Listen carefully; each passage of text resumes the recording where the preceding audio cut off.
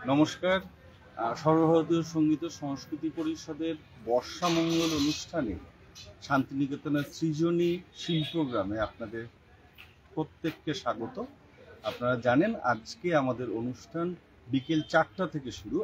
এখন যদিও দুপুর 3:20, তা আমরা একটু অ্যাডভান্স আপনাদেরকে একটু জানিয়ে রাখছি, যাতে আশেপাশে যারা আপনারা আমাদের শিল্পপ্রেমী মানুষরা রয়েছেন, আমাদের যারা অভিভাবক বা ছাত্রছাত্রীরা রয়েছেন, তারাও যাতে আসতে পারেন।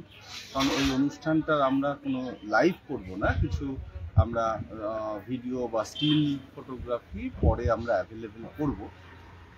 তা এই অনুষ্ঠানে পশ্চিমবঙ্গ এবং পশ্চিমবঙ্গের বাইরেরও প্রায় 15টি স্কুল, আমাদের অ্যাফিলিয়েটেড স্কুল, তারা এখানে পার্টিসিপেট করবে।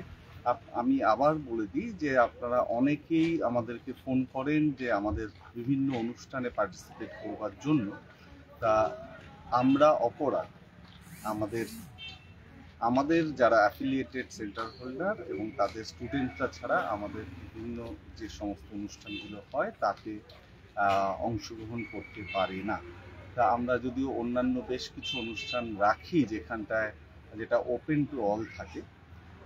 এছাড়া এর সঙ্গে জানিয়ে রাখি যে আমরা এই মাসে থেকে আমাদের সর্বভারতীয় পার্বণী অনুষ্ঠান আমরা শুরু করছি। বাঙালির 12 মাসে 13 পার্বণ, সেরকম আমাদের 12 মাসে অন্তত পক্ষে 24টা পর্বের এই পার্বণী অনুষ্ঠানটি হবে কলকাতার বিভিন্ন মঞ্চে।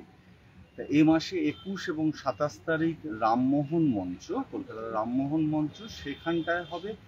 রামমোহন মঞ্চের আরেকটি বিশেষত্ব হলো যে আমরা যে বর্ষামঙ্গল অনুষ্ঠান এখানে করছি, রবীন্দ্রনাথ তার কলকাতাতে তার প্রথম বর্ষামঙ্গল অনুষ্ঠানটা নিজে সশরীরে রামমোহন মঞ্চেই করেছিলেন। তা আমাদেরও ভালো লাগবে এবং ভালো লাগে যে আমাদের ছাত্রছাত্রীরা এবং সেন্টার হোল্ডাররা আমাদের এই অনুষ্ঠানগুলোতে পার্টিসিপেট করতে পারে। আজ বিশ্ব আদিবাসী দিবস।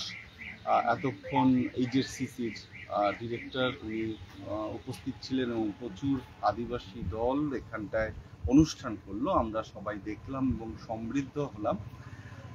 তা এরপরে আর কথা বাড়াবো না। আপনারা জানেন যে আমরা প্রত্যেক বছর এখানে মাঘোৎসবও করে থাকি। আগামী বছর ফেব্রুয়ারি মাসে আমরা মাঘোৎসব করব এবং সবথেকে ইম্পর্টেন্ট যেটা, যে আমাদের 50তম বর্ষ সামনের বছর 2025-এ, সেই 50তম বর্ষ আমরা চেষ্টা করছি কলকাতার নেতাজি ইন্ডোর স্টেডিয়ামে সেই আমাদের সমাবর্তন অনুষ্ঠানটা করবার। তা আশা করছি আমাদের ছাত্রছাত্রীরা, অভিভাবকরা এবং কেন্দ্র ব্যবস্থাপক যারা রয়েছেন এবং আপামর শিল্পী সমাজ, তারা সবাই সেই অনুষ্ঠানে আসবেন।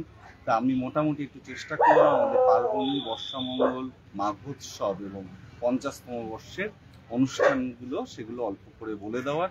তা এরপরে আমরা আস্তে আস্তে, আমি আমার সঙ্গে রাজস্বী রয়েছে, তাকে বলবো আমরা স্টেজের দিকে একটু যাব। আপনারা অনেকেই জানেন অথবা জানেন না যে সৃজনী শিল্পগ্রাম এইচএসসিসির একটা শান্তিনিকেতনের ক্যাম্পাস। এইখানটায় আমরা বিভিন্ন অনুষ্ঠান করে থাকি।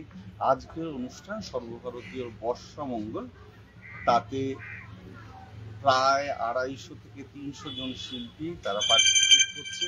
আমরা বিকেল 4টা, আশা করছি 7:30টার মধ্যে সব অনুষ্ঠানটা শেষ করব। তা আসুন আমরা একটু স্টেজ অবধি একটু যাওয়ার চেষ্টা করি এবং এখানটায় ওখানের ব্যবস্থাপনাটা আমাদের বিভিন্ন সেন্টার হোল্ডাররা অল্প অল্প করে অলরেডি এসেও গিয়েছে। তা এইখানটাতে আমাদের অনুষ্ঠানটি হবে। আমরা এখানে একটু দাঁড়াই। তা চলুন, আমরা বিকেল 4টের সময় ঠিক অনুষ্ঠান শুরু করব।